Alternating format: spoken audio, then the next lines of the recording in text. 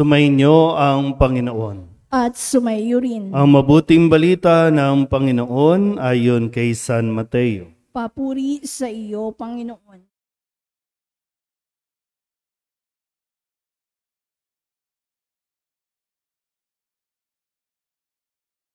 Noong panahong iyon, dumating si Jesus sa lupain ng Cesarea ng Filipos. Tinanong niya ang kanyang mga alagad, sino raw ang anak ng tao ayon sa mga tao? At sumagot sila, ang sabi po ng ilan ay si Juan Bautista kayo. Sabi naman ng iba, si Elias kayo. At may nagsasabi pang, si Jeremias kayo o isa sa mga propeta. Kayo naman, ano ang sabi ninyo? Sino ako? Tanong niya sa kanila. Sumagot si Simon Pedro, kayo po ang Kristo, ang anak ng Diyos na buhay. Sinabi sa kanya ni Jesus, mapalad ka, Simon na anak ni Jonas, sapagkat ang katotohanan ito'y hindi inihayag sa iyo ng sinumang tao, kundi ng aking Amang nasa langit. At sinasabi ko naman sa iyo, ikaw ay Pedro, at sa ibabaw ng batong ito ay itatayo ko ang aking simbahan, at hindi makapananaig sa kanya, kahit ang kapangyarihan ng kamatayan. Ibibigay ko sa iyo ang mga susi ng kaharian ng langit. Ang ipagbawal mo sa lupa ay ipagbabawal sa langit, at ang ipahintulot mo sa lupa ay ipahintulot sa langit. At mahigpit niyang tinagubilinan ang kanyang mga alagad na huwag sabihin kanino man na siya ang Kristo. Ang mabuting balita ng Panginoon. Pinupuri ka namin, Panginoong Hesukristo. Umupo ang lahat. Isang magandang umaga po sa inyong lahat. Tayo po ay nasa ika-21 linggo sa karaniwang panahon. At bukas, Lunes, ay simula na po ng pagpa-file ng mga kakandidato sa barangay election. At nais ko pong ang ating pagninilay sa umagang ito mula sa mga pagbasa natin ay nawa makatulong o maging gabay para sa atin pong pagsisimula ng pagpili para sa mga nagnanais maglingkod sa barangay natin. Inanyayahan ko din po yung ilang mga kagawad, barangay chairman, chairwoman at yung mga tatakbo po para sa darating na eleksyon. Sama-sama natin ito na mapagnilayan. Ano ba ang nais na iparating sa atin ni Jesus sa atin pong gagawing mga desisyon? Ang tanong ni Jesus sa kanyang mga alagad, sino ako ayon sa mga tao? At nung sabihin nila, tinanong din nila ng mas personal, kayo, sino ako? Kilala nyo ba ako? Kasi mahalaga na kayo naman po, iba't ibang barangay tayo. Mayroon tayong, sa parokya natin, mayroong 12 na barangay. Tama ba? 12. At ang ibinoboto natin, ang pinipili natin, ay yung taga-barangay natin. So more or less magkakapit bahay. Kaya mahalaga na nagkakakilala tayo. Importante yon. Kilala ka ba ng mga kabarangay mo? Kilala mo ba yung tatakbo? Pag sinabi kasi, mahalaga yung pag nakikilala mo ang isang tao, ibig sabihin, doon din papasok yung pagtitiwala. Handa ka bang magtiwala sa akin? Parang gano'n, ito, magpapahayag ako, gusto kong maglingkod sa inyo. Handa ba kayong magtiwala sa akin? O kaya naman, yung mga tatakbo, ang sasabihin din ay, pwede nyo kong pagkatiwalaan. Sige nga, bakit? Magkakilala ba tayo? Kasi yung realidad natin sa tuwing eleksyon, no? Kilala ka lang kapag eleksyon. Pero hindi tayo natututo doon. Dati kasi hindi naman tayo yung tumatakbo, no? Pero ngayon, isa ka na sa tatakbo. Isa ka na sa nagpapahayag na gusto mong maglingkod. So, papasok din dyan yung proseso na gusto ko kayong makilala. Gusto ko kayong makilala pa. At gusto ko kayong mapaglingkuran pa. Kasi tingnan natin, no?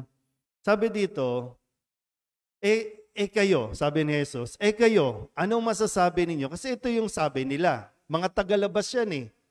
Diba? Mga taga-ibang lugar. Ano yung naririnig nila tungkol sa akin?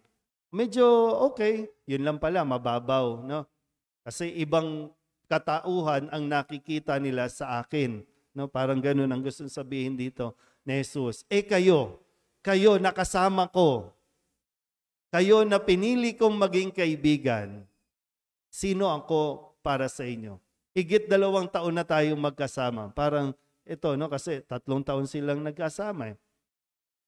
Sa mga narinig ninyo, sa mga natunghayan ninyo, sa mga nakita ninyo, sino ako para sa inyo? Kaya sabi ni Pedro, kayo po ang Kristo, ang anak ng Diyos. Uy, maswerte ka Pedro. Pero dahil yan sa aking Ama. Ipinaalam sa iyo ng aking Ama. So sinabi ni Pedro, ikaw ang Kristo, ang anak ng Diyos na buhay. Tapos ano sabi ni Jesus? Ikaw, Simon, anak ni Jonas. Di ba parang ganun yung magkaibigan kayo, hindi nyo alam pangalan ng mga magulang ng kaibigan ninyo. Di ba parang ganun? Ito sinasabi, kilala kita, Pedro, ng mas malalim sa pagkakilala mo sa akin. Pero okay lang yun.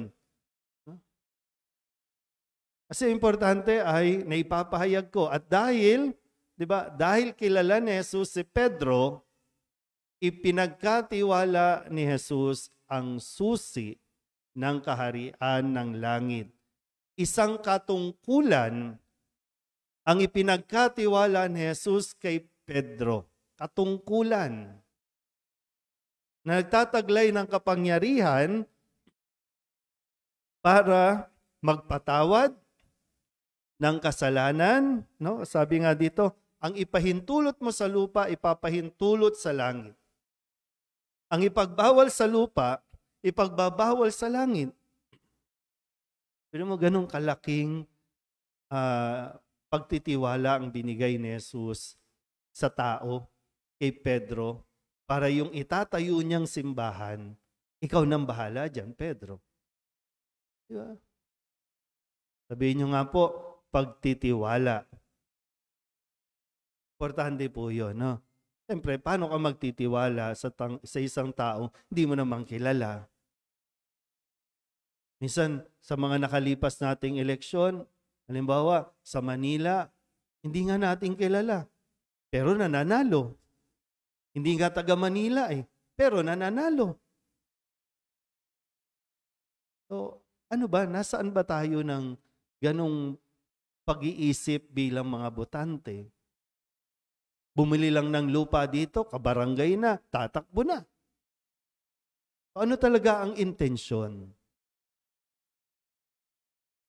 Kasi tingnan niyo po, balikan natin. Sa unang pagbasa, itong si Sabnang, kasalukuyang namamahala sa palasyo. Sabi ng Panginoon, aalisin na kita, Sabnang. Ipapalit ko na sa iyo si Eliakim. Kasi si Sabnang naging abusado sa kapangyarihang ipinagkatiwala sa kanya. Hindi niya ginampanan ng tapat ang kanyang pamamahala sa palasyo. So pinalitan ni Eliakim. Ipinasa na kay Eliakim. Tingnan ko lang ha. Pag nilayan nyo mabuti. Sa mga kasalukuyang nanunungkulan sa barangay, sa tingin nyo ba naging tapat sila para ipagpatuloy nila ang kanilang paglilingkod? O sa tingin nyo, sinasabi ng Diyos, palitan na natin? Isip mabuti ha.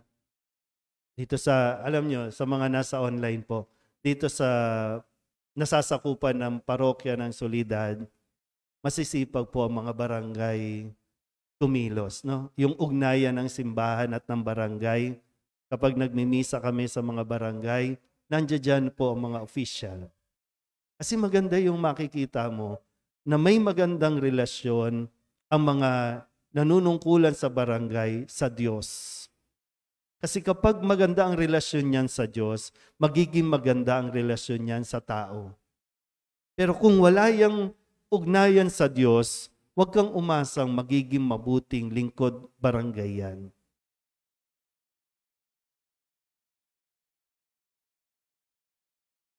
Hindi po ito biro-biro lang. Kumbaga, no? Yung nag-i-invest tayo ng hindi sa pera, hindi monetary. Nag-i-invest tayo ng tiwala sa tao. Inalagaan ba ang tiwalang ito? O inabuso natin ang pagtitiwalang hindi lang ng tao, yung pagtitiwalang ibinibigay ng Diyos sa iyo? Siyempre, no? Maraming tukso, maraming lalapit yan. Matino naman po lahat yan. Na demonyo lang. Sobrang lakas lang ng demonyo. Pero mababait yan. No? Yung lahat yan ngayon, pure intention pa yan na gusto talagang maglingkod niyan. Pure intention, okay po yan. Kaya nga kailangan natin binabantayan eh. Kasi sayang. Kapag na demonyo, sayang eh, sayang. So, ngayon, magiging katulad ba ni Sabnang? Papalitan na?